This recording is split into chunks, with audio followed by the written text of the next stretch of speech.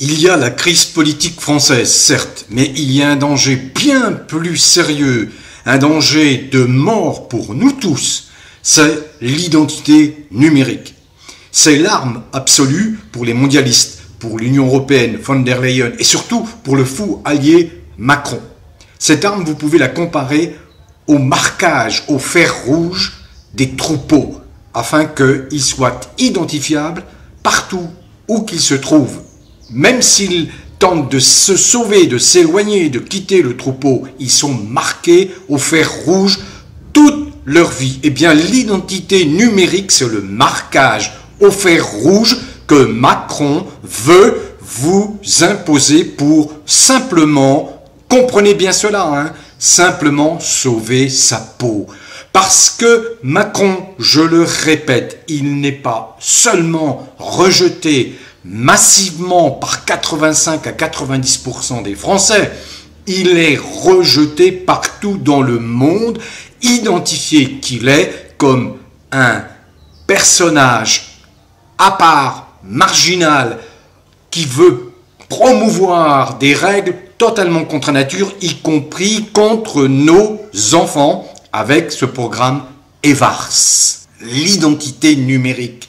Je vous en ai parlé dans une précédente vidéo à propos du Japon, qui du jour au lendemain a supprimé plus de 80 millions de comptes bancaires au prétexte que ses titulaires avaient refusé ou ne détenaient pas d'identité numérique.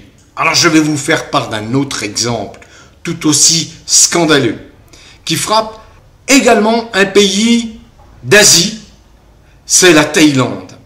Que se passe-t-il en Thaïlande? En Thaïlande a été instauré un contrôle totalitaire de tous les comptes bancaires des Thaïlandais. Conséquence, plus de 3 millions de comptes bancaires ont été soit supprimés, soit suspendus sans aucun avertissement par le gouvernement. Quel est le prétexte invoqué là également? Eh bien, ces 3 millions ne détenaient pas d'identité numérique, c'est-à-dire de marquage au fer rouge. Quand vous êtes victime de cette mesure, qui est une mesure infâme, horrible, dictatoriale, quand vous êtes victime, eh bien vous ne pouvez plus acheter de nourriture, vous ne pouvez plus faire quoi que ce soit, puisque vous êtes privé d'accès à vos fonds, et vous vous trouvez totalement exclu du système financier. Personne ne vous donne d'explication, vous êtes exclu. Soit vous acceptez d'être marqué au fer rouge identité numérique, soit vous êtes exclu du système économique, financier de votre pays. Sauf que il s'est produit en Thaïlande une révolte subissant cette contrainte, cette attaque à une liberté fondamentale de pouvoir disposer d'une monnaie pour échanger, pour se nourrir.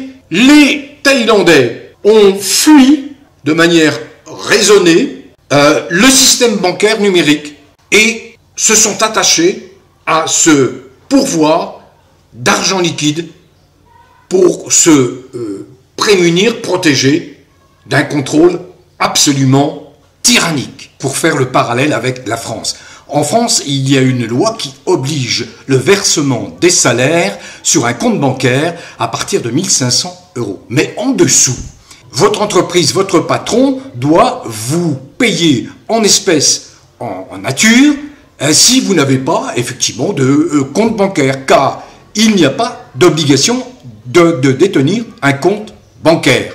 Donc si vous avez moins de 1 500 €, c'est pas gagner grand-chose, je le sais, mais en cas de blocage, du fait d'absence d'identité numérique, si elle intervient un jour, c'est le vœu d'un fou comme Macron, vous pouvez toujours exiger de votre entreprise qu'elle vous paye en espèces. Donc, c'est ce que veut Macron, pressé qu'il est par l'histoire. L'histoire concernant ce tyran diabolique et son acolyte Jean-Michel Trogneux, alias Brigitte Macron. C'est bien, même s'il ne l'admet pas, parce que c'est un psychopathe, sociopathe, pervers, surtout narcissique, même s'il a du mal, parce qu'il est dans le déni, il est poursuivi par la vérité, une vérité implacable le concernant, et concernant son acolyte, et concernant tous les collabos du régime macronien. Collabos du régime macronien, ben vous avez les 3/4 des députés de l'Assemblée nationale qui refusent de destituer un fou, qui le maintiennent au pouvoir, à commencer par les socialo-traîtres, à vomir, j'en ai déjà parlé, et bien sûr les républicains, ou ce qu'il en reste, parce qu'ils s'échappent, parce que c'est un pays qui tombe, un parti, les républicains, qui tombent en lambeaux.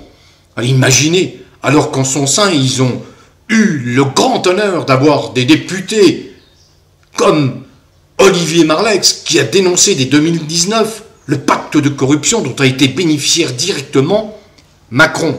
L'identité numérique, c'est le marquage au fer rouge, c'est la tyrannie pour esclavagiser tous les êtres humains, et Macron n'a plus que cette solution pour s'en sortir, et il ne veut pas s'en priver.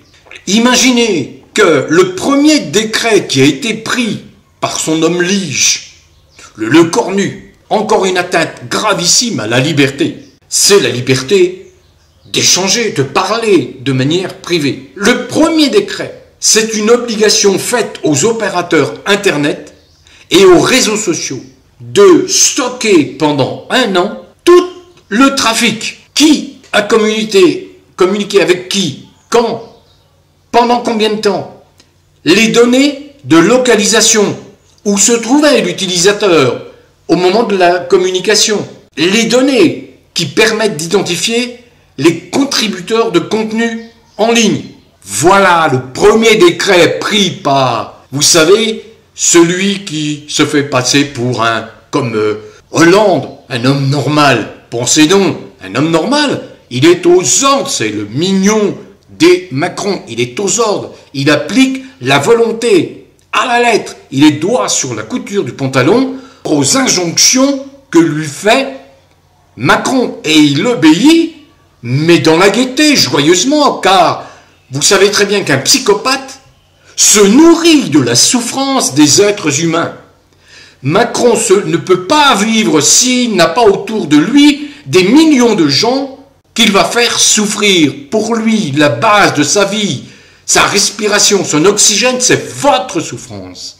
Alors comprenez bien, les socialo-traites, c'est absolument scandaleux. Vous, 14-15 millions de retraités, vous avez vos pensions qui sont gelées pendant 1 an. Les retraites complémentaires Agirc-Arrco qui devaient être revalorisées au 1er novembre. Terminé, pas de revalorisation au 1er novembre. C'est l'entourloupe, c'est l'arnaque totale. C'est un régime macronien infâme, maintenu en survie par quelques politiques, groupes politiques, cupides, qui n'ont absolument rien à faire de la France et des Français. C'est le cas de ces 69 socialistes, à l'exception de 7 ultramarins, ceux des Antilles ou de la Réunion, qui se sont écartés au moment du vote de la censure, je l'ai précisé. Il faut bien comprendre cela. Comprendre que, actuellement, en ce moment, se produit un séisme dont les médias ne vont pas vous parler, bien évidemment, mais au sein de l'Union européenne. La Hongrie, bien évidemment, de Viktor Orban, est le pays le plus frondeur, qui a décidé de s'éloigner de cette Union européenne totalement corrompue. Vous imaginez, 60 000 fonctionnaires payés grassement. Aucun des fonctionnaires qui travaillent à Bruxelles ne gagne moins de 15 000 € par mois. Mais il y a également la Tchéquie, la Slovaquie qui vient de voter une loi accordant la primeur des lois nationales slovaques sur le droit européen. Et il y a maintenant l'Italie qui menace d'Ital-Exit, comme le Frexit, comme le Brexit. Il y a aussi l'Allemagne qui commence à s'émouvoir. Le peuple allemand commence à dire non, quelque chose ne va plus là. Les Allemands qui ont bloqué cette infâme loi que Macron est très pressé d'appliquer en France, directive, le chat control.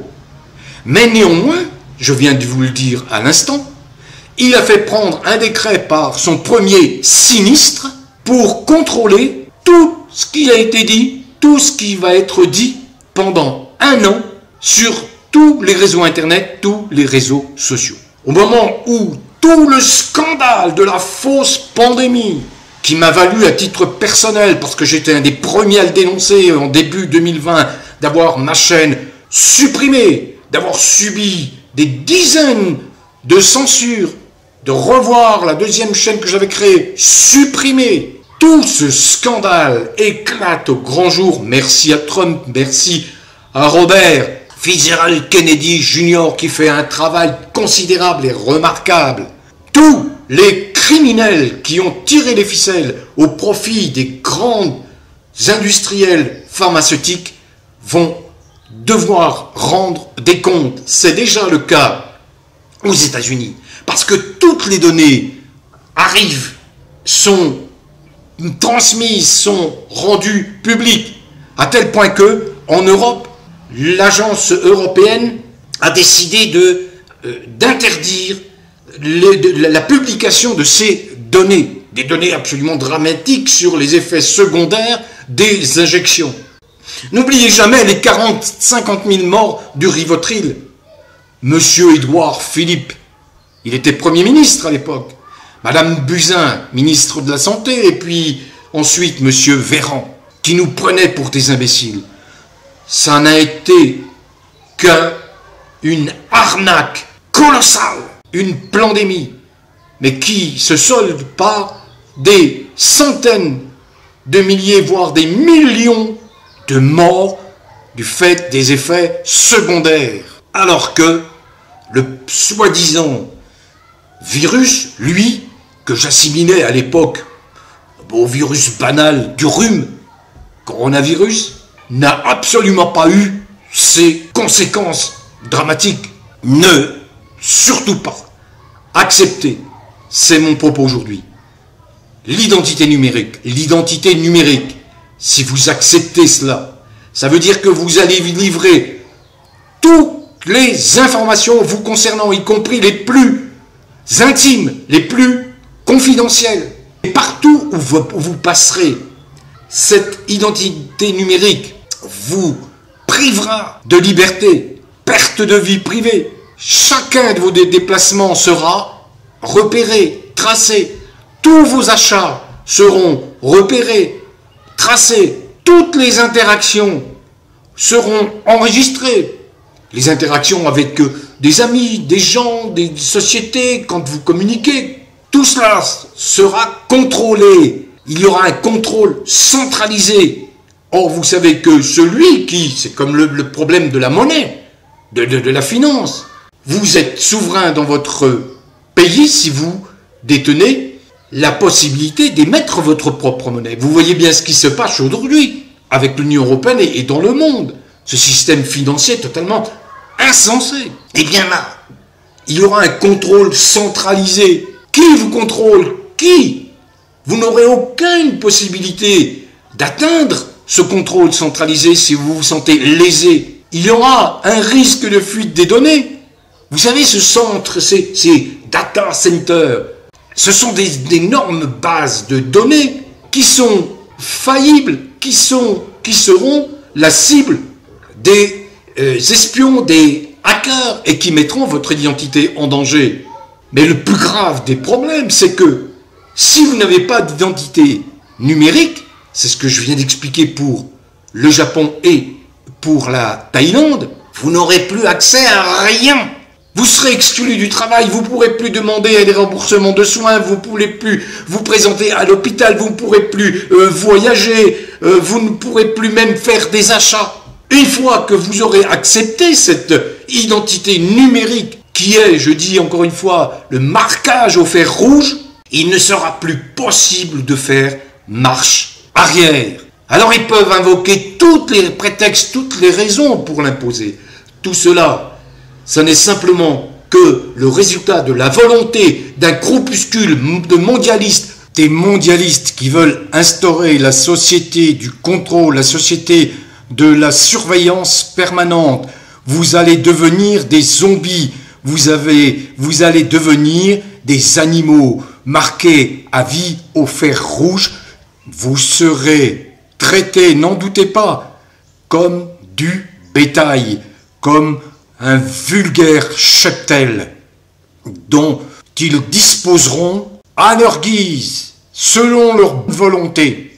Vous ne disposerez plus d'aucune liberté, d'aucune individualité. Vous ne serez plus des êtres humains, juste des zombies, n'en doutez pas. Vous serez des serfs, des esclaves, n'en doutez absolument pas. En France, c'est le projet transhumaniste fou de Macron. Bon vent à tous. Prenez soin de vous, portez-vous bien.